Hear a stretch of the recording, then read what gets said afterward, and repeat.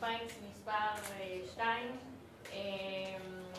פעם שעברה שעשינו את ההרצאות, ככה דחסנו 3 הרצאות לשעה אחת, וקיבלנו פידבק שזה קצת יותר מדי דחוס, ולא ממש יכולתם להבין את כל הנושאים, כי זה היה מהר מדי. אז הפעם אנחנו עושים נושא אחד, Resident Market Expert אילן, ילמד אותנו קצת בכלל מה זה שוק הקריפטו, how we trade, מה הרגולציה, דברים שאולי חלק מהאנשים פה נוגעים בהם, אבל תמיד טוב שתדעו את זה יותר לעומק.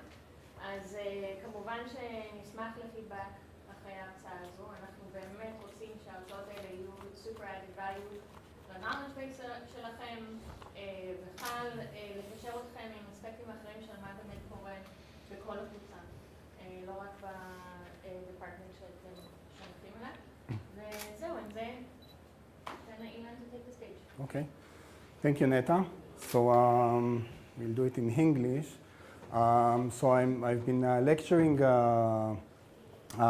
to MBA students and other panels about traditional capital markets, financial systems, investments to MBA students for the last 10 years. And I'm very excited today to present to you trading and regulatory aspect of digital assets. Since some of the issues I will be discussing are complex, and I don't know how much you know about all the cryptos, so I've prepared a very detailed slide deck. So after the presentation, you can reread it, and you can ask me more questions as much as you like. So I plan to cover several topics. First of all, data sources for real-time quotes and indices. Where can you find real-time quotes for tokens, specific indices on specific tokens, AML, KYC procedures in different exchanges. We'll cover 1, 2, 2, okay. Regulated versus unregulated. Trading, we'll cover basic matters that you need to know when do some trades in an exchange, funds and token withdrawal from exchanges, how exchanges secure withdrawal by users, and exposure to crypto markets. We'll give some ways how to gain some exposure to the crypto markets, exchanges, and other financial instruments. So let's start with data sources for real-time quotes and indices. I think that CoinMarketCap is the most common source for data quotes and a good data source for getting indication of the market price. But there are a couple of problems with CoinMarketCap. Let's go over for a minute for CoinMarketCap. This is CoinMarketCap. You can see there is all the tokens, the cryptocurrency. There is 2,076 digital assets. You can take a look on the exchanges. You can see all the exchanges over the world. Binance is the biggest one. OKX, Obi, DigitFinex, Bitfinex.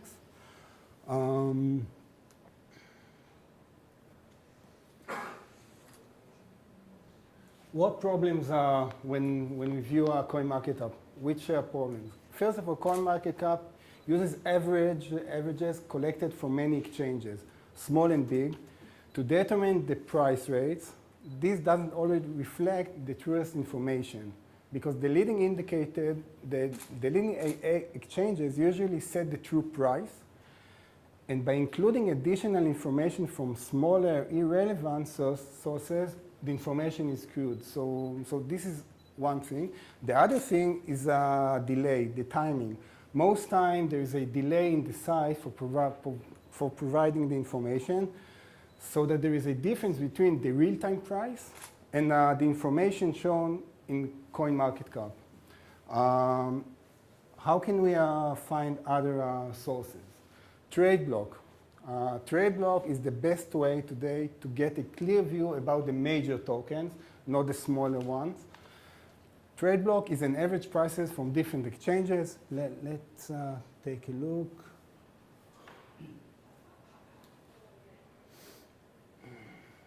Okay.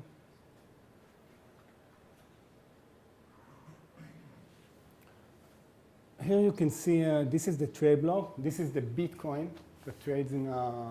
You can see GDAX Coinbase is one of the largest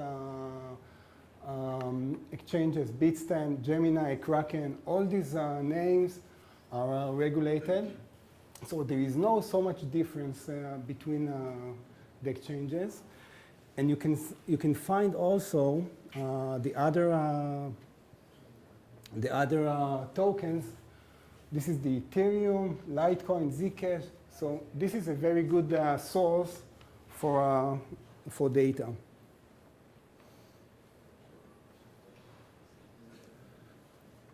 Aldex indices. Let's see, it's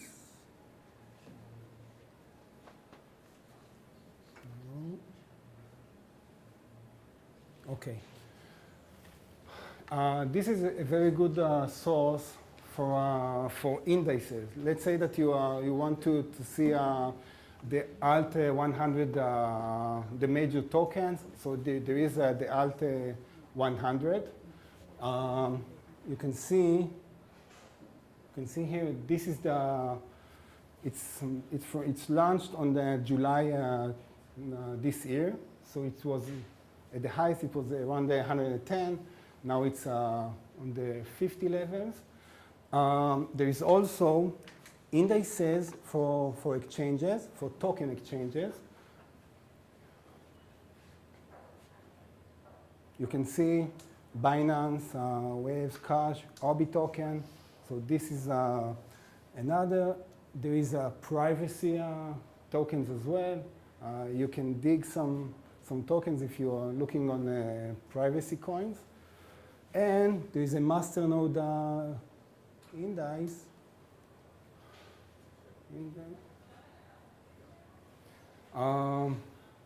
So this is one of the sources for indices.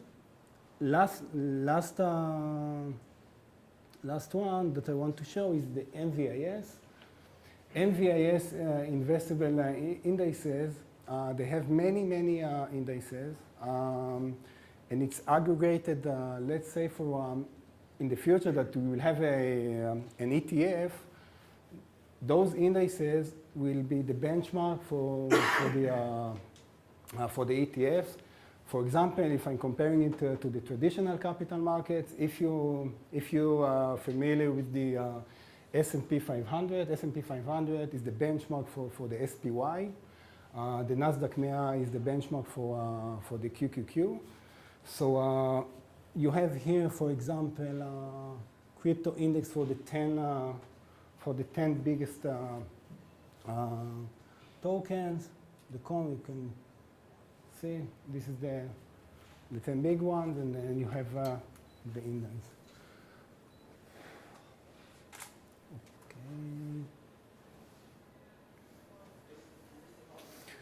Okay, anyone familiar with the VIX index except Meta? Leonid. So the fear and the greed index, how do we know where is the sentiment? So the crypto and the fear index provides an easy overview of the current sentiment of the cryptocurrency. Value of 0 means extreme fear, while a value of 100 represents extreme greed. People tend to get greedy when the market is rising, everything is yellow, which result in a fear of missing out. Also, people often to sell their coins in irrational reaction of seeing red numbers. The fear and the greed index has some similarities to the VIX index, which I mentioned, popular index in the traditional capital markets and known as the fear index. The index is a measure of the stock's market's expectation of volatility implied by S&P 500 index options. So here you can see, this is the fear and greed index. It launched on 1st of February this year. So what we see here, the current the fear in the green, the current level is 14, which is extreme fear. Yesterday it was 11. I can say that on Sunday it was on the 9 level. So it's quite a nice index.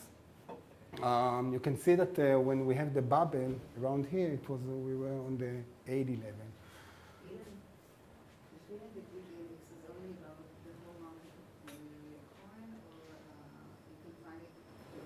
No, I would say this is the components. Which of the factors that include in the index? I think that this can answer your question. Volatility is 25% on the index. Is this for several tokens or one token? For several. So this shows that. Okay, you have a different market, for example. No, there is only one. One for the entire market. Yeah. Yeah. Market momentum volume 25%. Social media, they are doing searches in social media 15%. Surveys 15%. Dominance of the token 10%.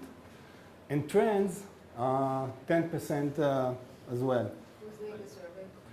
I forgot the name, but I will send it to you. I forgot the name of the research company. Together with the solar survey? Yeah. Okay.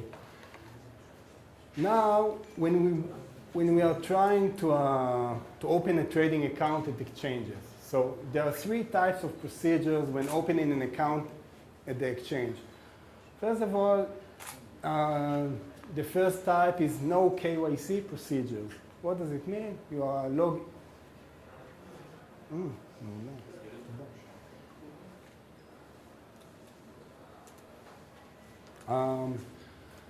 KYC procedure. You are signed up only with your email, and that's all. That's all. That's the KYC. There is no KYC. Can you say what KYC means? Yeah, absolutely. Know your client. KYC is know your client. They are doing. You need to provide. You will understand when I provide some information about the full KYC procedure. So minimal KYC procedure, when you are submitting an application to open an account, they require passport, driving license, and you need also a selfie with your passport, and that's all. So KYC, let's say in the traditional markets, after the 2011 crisis, financial crisis, all the regulation started to do many KYC. They want to do they want to know your source of funds. If you have another nationality, US and elsewhere. But when you have the full KYC procedure, this is on the regulated exchanges. You need to provide the passport, driving license, selfie, and then you need to provide also utility bill as a proof of address and bank account statement. Because you need to have the bank account statement because most of the regulated one, they have fiat as well in the exchange. Okay, it doesn't work. Okay. Exchanges are regulated versus unregulated. Today, more and more exchanges take steps to become regulated. Most of the exchanges today are not regulated. Only few exchanges trade fiat crypto pairs. If they don't have the fiat, they have the stable coin like the Tether and the GUSD, which is a Gemini stable coin. On Asia, many exchanges, I can say that most of the exchanges in Asia don't have AML KYC procedures, and thus they are not regulated. Europe, most of the exchanges are regulated today under the regulation of Germany, Estonia, Latvia, and Malta, which is aiming to become the blockchain nation. In US, all exchanges are regulated by state finance department. For example, the New York State Department of Financial Services, for example, I can say that Gemini is under the NYS DFS. Now, when we start the trading, what should we see? First of all, you can have which platform, trading platform. You can use the exchange platform versus third-party platform like Caspian, Coinigy. As you know, when you trade in the traditional markets, you would typically log into your bank account or broker account and start to trade on their trading platform. Also, the bank or the broker is an intermediary between the client and the exchange. The banks and the brokers are members of the exchange. For example, Bank Hapoalim is a member of the Tel Aviv Stock Exchange, Bank Leumi as well. In the crypto markets, things work differently. You will need to open an account directly in an exchange and then trade directly on the exchange using their platform. If you only use one exchange, if you work with multiple exchanges, you can connect via a third-party platform to access the relevant exchanges on one platform. So from this platform, you can trade on all your accounts at the exchanges. Problems. Common problems you may face when trading in exchanges. System overloaded, freezing crypto pairs from trading, exchanges shut off. Let's start with system overloaded. During volatility periods, when many users trade, the system gets overloaded. It's too volatile, and sometimes don't allow access to the exchange. In other cases, exchanges freeze crypto pairs from trading with no reason. Couple of hours, you cannot trade some pairs, and also shut off the exchange for a couple of hours for maintenance and system upgrade with or without prior notice. So you don't see issues like that in the traditional markets. In traditional markets, the exchange is open. They don't do any shut off. One of the problems with the crypto, not problem, is that it's 24/7. So sometimes you need to do an upgrade to your system. So that's why they shut off the exchange from time to time.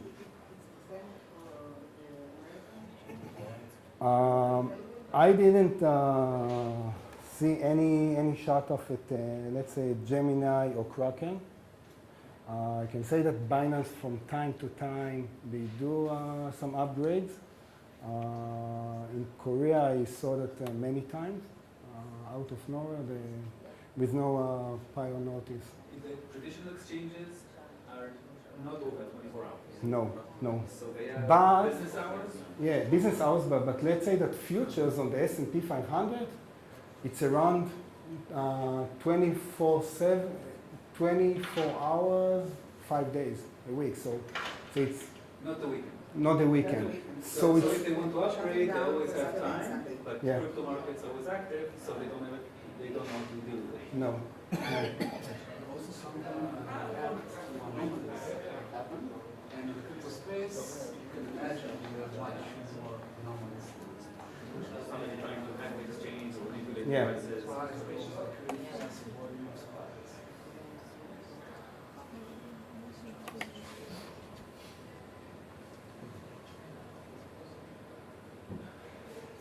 Okay. Trading altcoins, there's a major tokens such as Bitcoin, Ethereum. So you have, when trading alts, you need to take into consideration spreads between the bid price and the ask price. Let me show you how it looks, the order book, for example.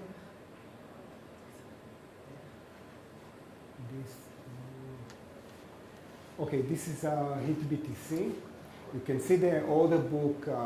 This is the buy size, and this is the ask size. This is the ETL versus the BTC pair. So this is the bid, this is the ask. Just for those of you who don't know, how the order book looks.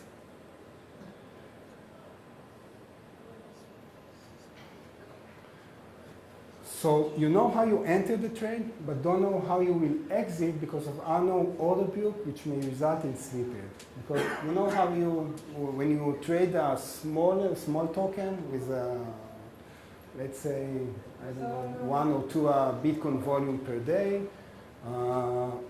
you know what the price that you buy, but when you want to sell it, you will have, you might have very low liquidity, and then you have a very high slippage.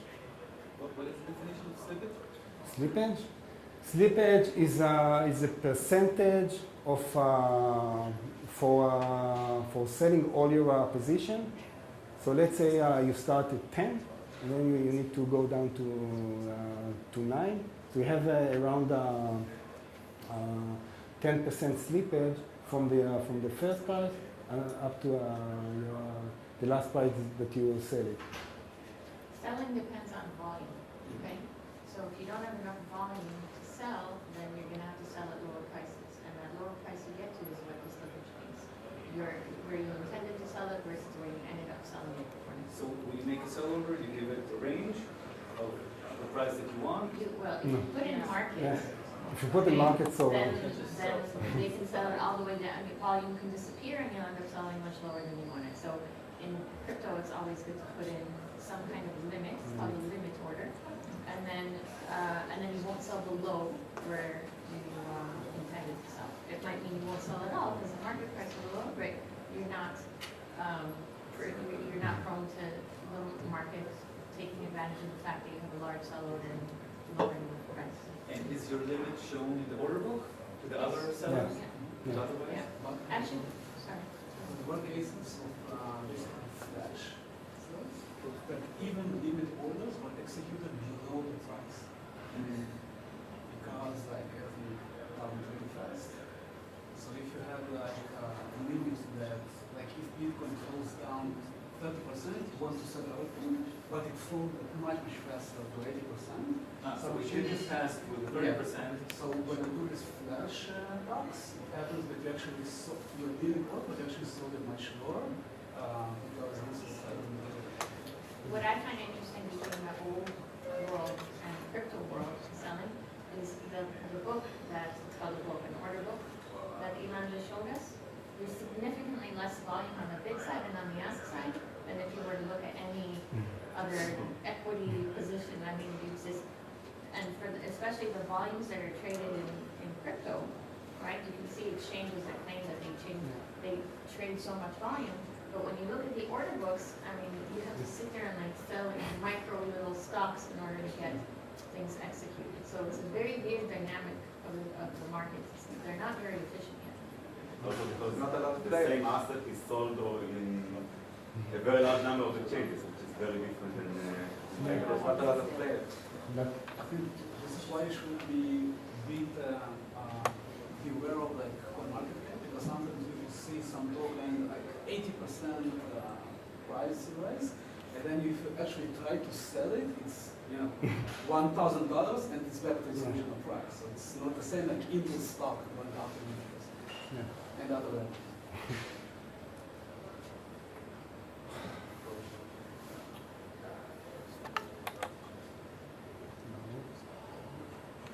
Okay, volumes. We just real volume, fake volume, was same. The volume shown on CoinMarketCap are not always true.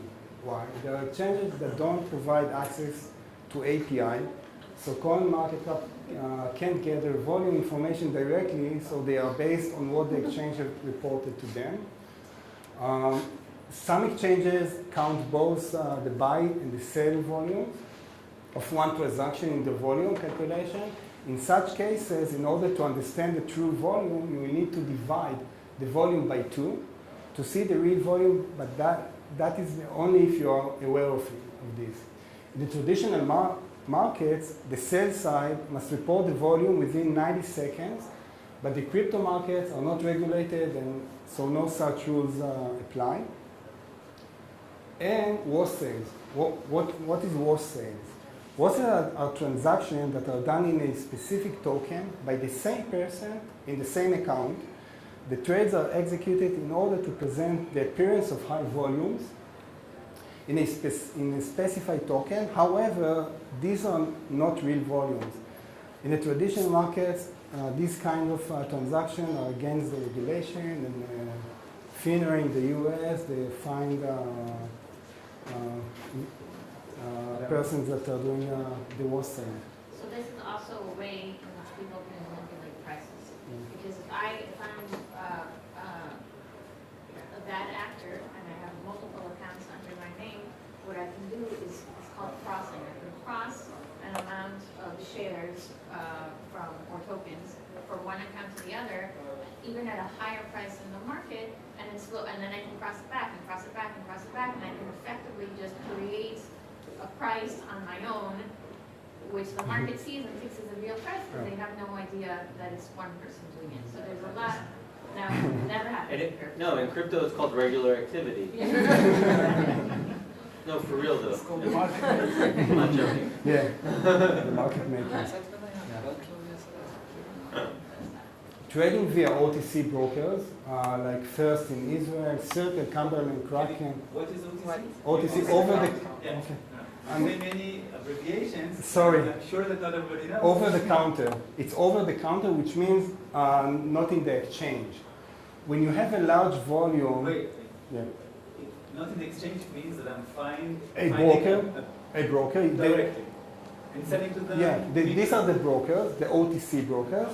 You're calling them. I will in a minute. I will describe how we do some trades. When you have a large amounts to buy or sell, you need to use the over-the-counter brokers, as large amount can significantly impact the price in the exchange. At Orbs Group, we trade our trades in Bitcoin and Ethereum. We are doing via OTC brokers. Let's say that we are doing a Skype chat with them. Let's say with Circle. And Why is that? Both of them can slow down the. no, because if you have, let's say, 5,000 Ether, 10,000 Ether to sell, there is no liquidity in the exchange. There is no liquidity for such a high volume. Yeah, it's liquidity problem.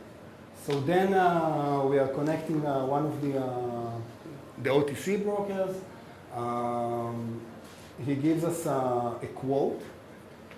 And then what we do, after we get the quote, we are comparing the quote that we get from him with one of the leading exchanges, as I mentioned, Coinbase or the TradeBlock index.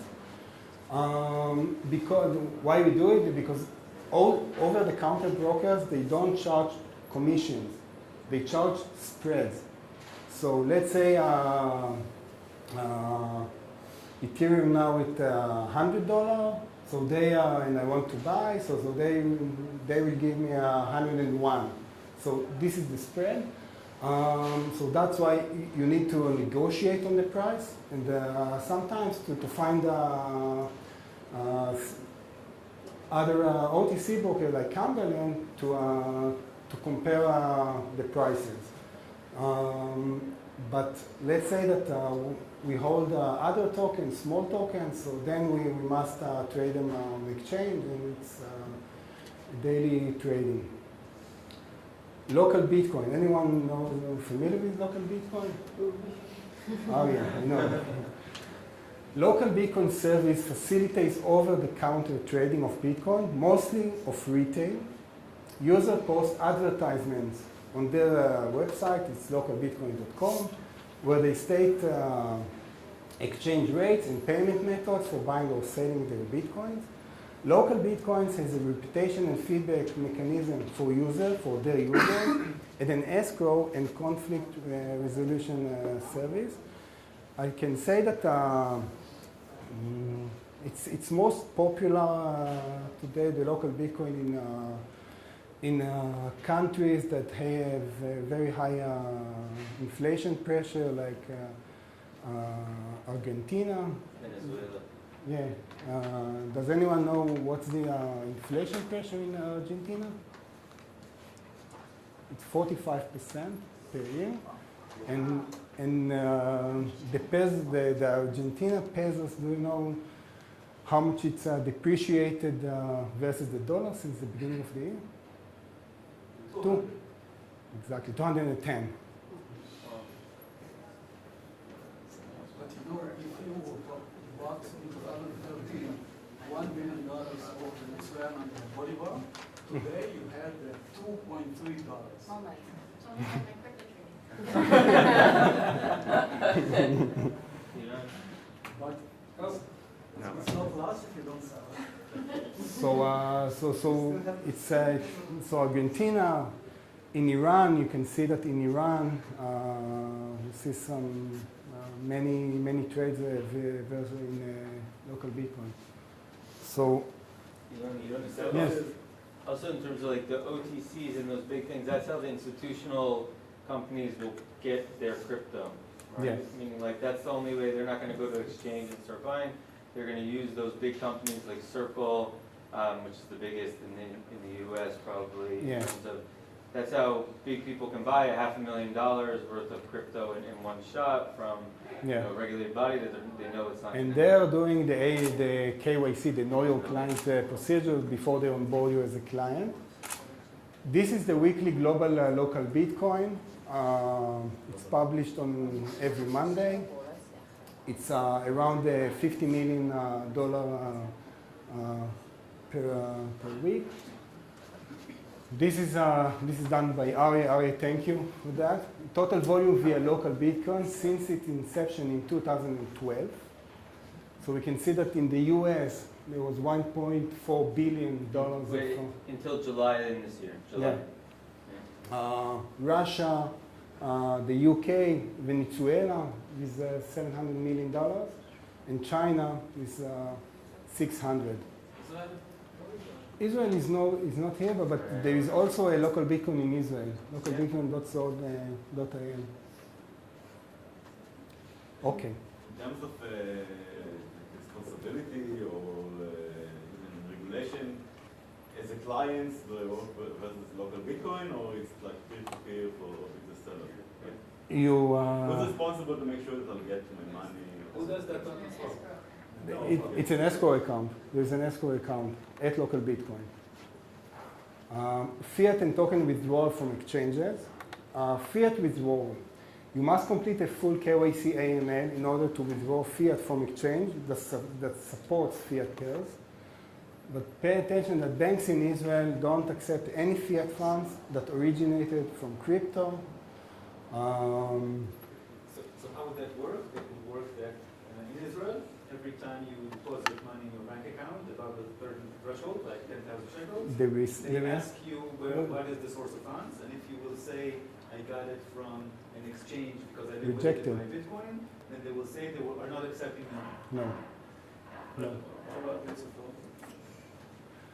Bits of gold as well. They don't. If you are a retail client, you can't.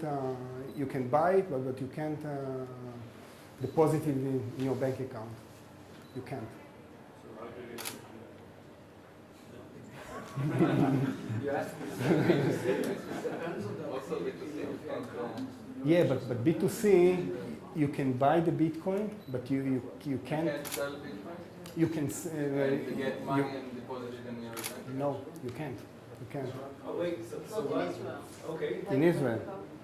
yeah, But yes, okay, Yeah.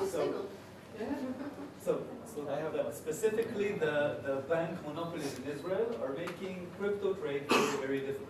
But it's Yeah. not necessarily their fault, not that we want to segue into this, Yeah. but the main issue is that banks, and we've seen an openness by the banks to be friendly towards crypto holders, but Bank of Israel does not give them any kind of Regulation. Directive. framework, a regulatory framework as to whether or not they can or cannot. So So they don't know. banks, well, Yeah. they err on the side of caution, because in any case, whatever banks do, then Bank of Israel complains about it. So let's say that I have Bitcoin and I live in Israel and I really want to sell it to dollars. What do I do?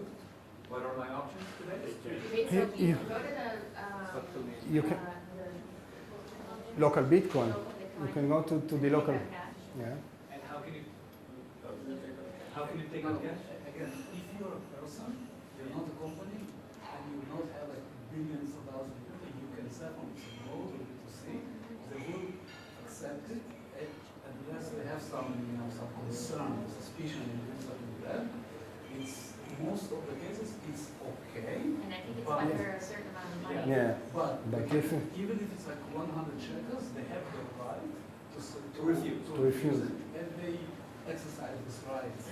So let's say I want to work refusal free. So one option would be to open a bank account in the US, for example.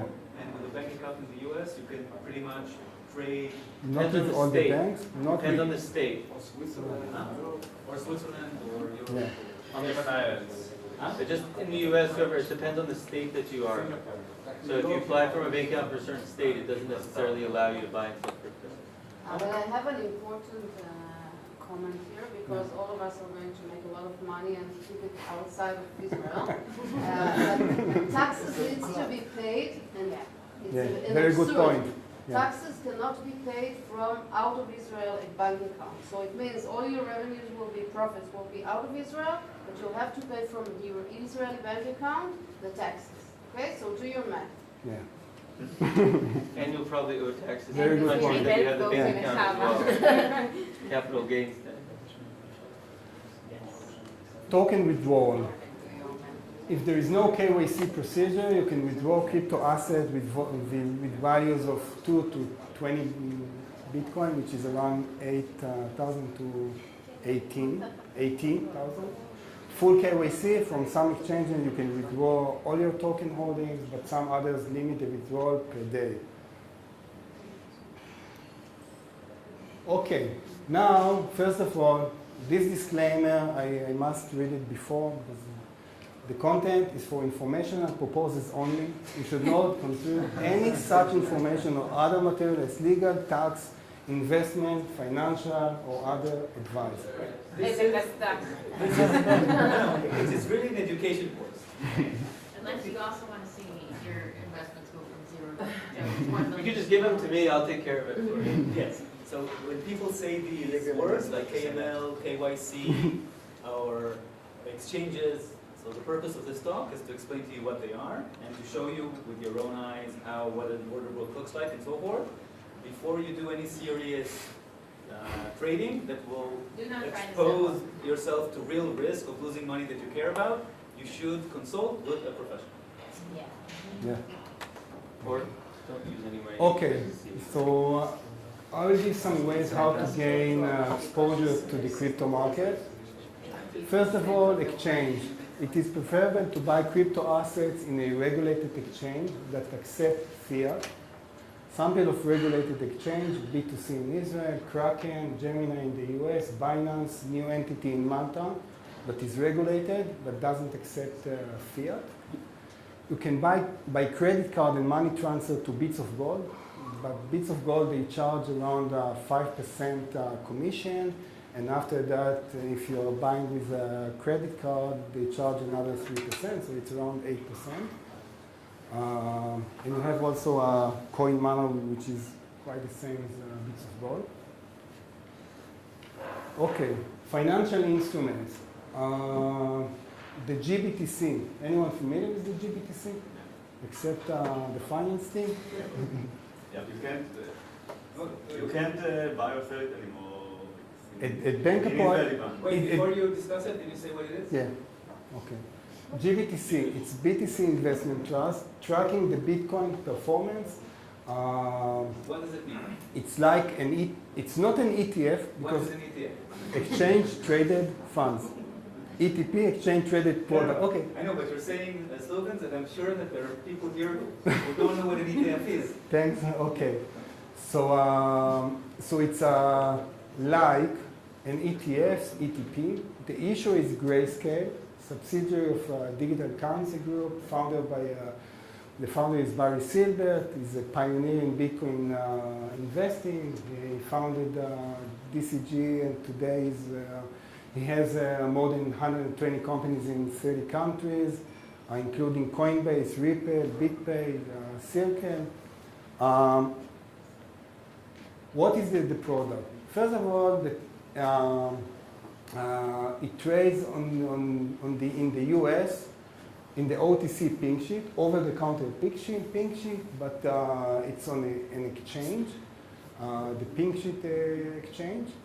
So that said, there are banks in Israel that don't.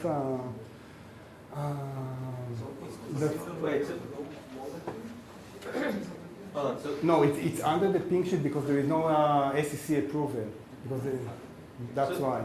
Ilan, tell the story. What happened? What did he do? He bought a lot of Bitcoin, right? And then he put it aside, and now he has a fund that's basically making money off of the performance of the Bitcoin, right? Yeah.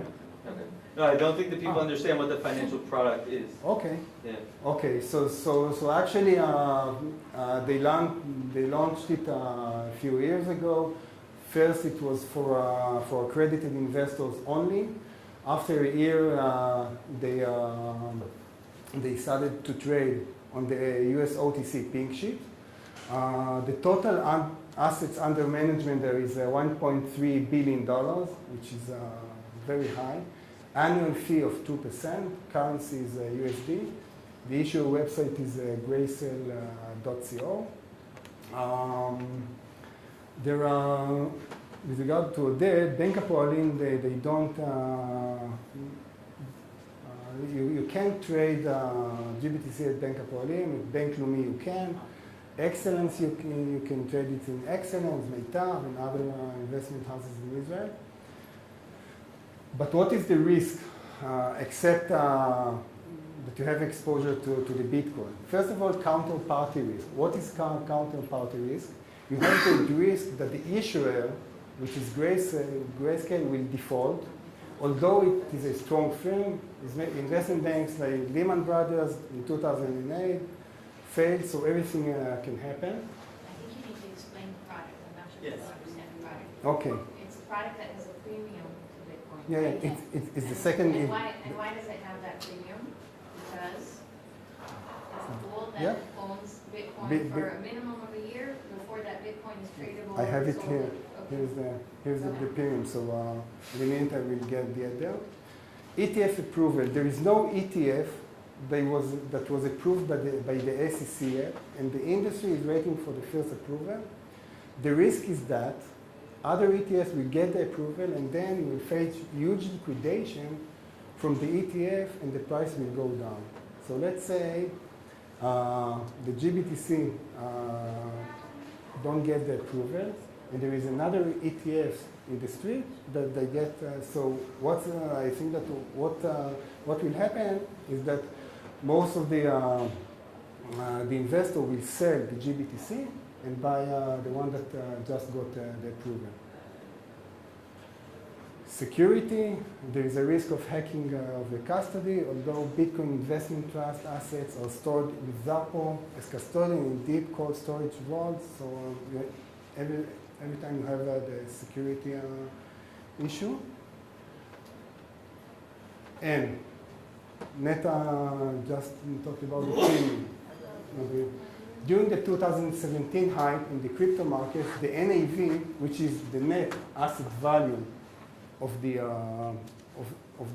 investment trusts, reached 150 premium over its NAV versus around 20. It's around 30 today. Yesterday it was 20. So this is the premium. So let's say that the Bitcoin was $1,000. So if you bought it with 150 premium to the NAV, so it reflects around that you bought the Bitcoin at 1,400. Is that clear? Okay. So let's say, let me see how can I. Okay, let's take again, when the Bitcoin is the GBTC trades at let's say $20, and the Bitcoin is 10,000. Okay, $10,000. The Bitcoin, the asset. Now, the Bitcoin is $10,000 and the Bitcoin is 10,000. Okay, $10,000, the Bitcoin, the asset. Now, the Bitcoin is $10,000. Okay, $10,000, the Bitcoin, the asset. Now, the Bitcoin, the asset. Now, the Bitcoin, the asset. Okay, $10,000, the Bitcoin, the asset. when you have a 150% premium, which means that the Bitcoin that reflected in the GBTC is 15,000. Okay? So you can buy it for $150,000. Extra. Yeah. And if you sell, is it Yeah. liquid? Yeah, it's very liquid. It's very liquid. So if you were to sell also at that rate. yeah, so if you were to buy GBTC when the premium is low and Bitcoin prices increase, you can benefit from both the price increase and also from the premium increase to its NAV. Why does this happen? Because there is a limit of the shares outstanding, and when market demand exceeds supply, the premium increases. The premium will disappear once the SEC approves additional ETFs. What's the difference between this product and is that if it's not an ETF, then what's the difference? Which one? It's Bit- not an What ETF is because it? it's not regulated. Ah, and it's approved. not really regulated. That's why it's not. So it's an unregulated ETF? Yeah. So how is it operating? Or what? That's why it trades on the pink sheet. On a pink sheet exchange over the counter. It trades. So the first year is only open to credit It's not investors. regulated. So from investor perspective, it makes it more dangerous. What do we care if it's on the pink sheet or not? It's on the pink sheet because you don't have a SEC approval. If you don't have SEC approval, there is no one that will protect you. Because let's look about this one. On Tuesday, I think that this will create lyric. On Tuesday, the chairman of the SEC have said in a conference that concern over a lack of investor protections make it unlikely that his agency will approve a Bitcoin exchange traded fund, which is the ETF, anytime soon. What he said, what investors expect is that the trading in that commodity, that it's underlying the ETFs is trading, that makes sense, is free from the risk of significant of manipulation. Those kinds of safeguards don't exist in many of the markets where digital currencies trade.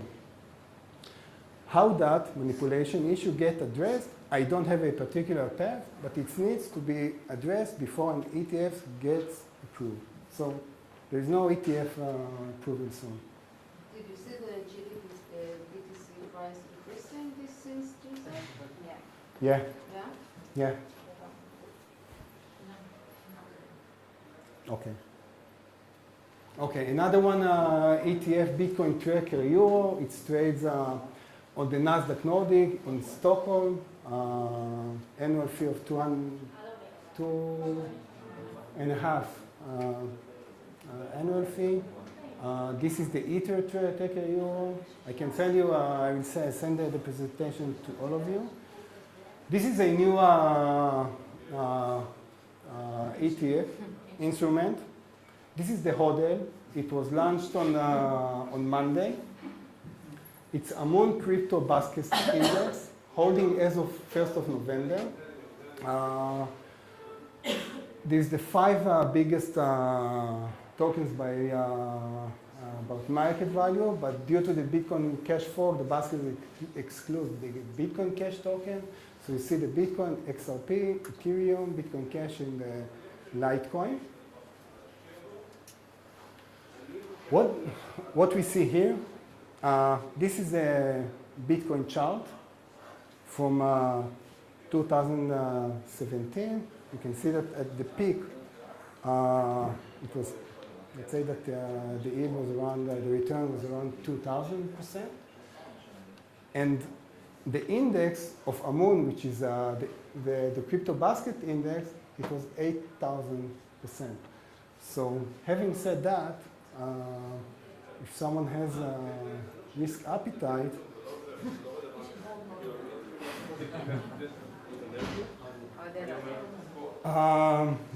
the issue is Amun in Switzerland. The currency, it's US dollar. It trades on the Swiss exchange in US dollar. You have the risk of counterparty risk, ETF approval, and the security. And Thank you. מה עם איילה? אבל אנחנו צריכים, קלי אמרה לנו שאנחנו צריכים הרבה אנשים I'm יחד. sure everybody learned a little bit of something from there. I want to say thank you to Shilan for organizing. We all kind of in charge of our educational events, so please let her know what your feedback is, and now it's time for updates. Right? החלטנו לצרף את החלק ההרצאה הזה, שמנו באופן היום עם האפדייט הקבוע שלנו, קיצרנו את האפדייט ואנחנו נעשה ככה כמה דברים. אז קודם כל, גילי נמצאת ודני מארצות הברית איתנו. English. It's okay, English is good. That's the reason. She wants to practice Hebrew, that's the reason I'm Ah, okay. saying. I didn't know that was אז גם אילן היה עושה כמו לא, לא, לא, לא צריך לצלם את זה. אפשר לעשות אותו. No, what about for Rich? אולי כדאי שגילי ודני יעמדו שנייה, כי לא חושב שכולם... אני שנייה.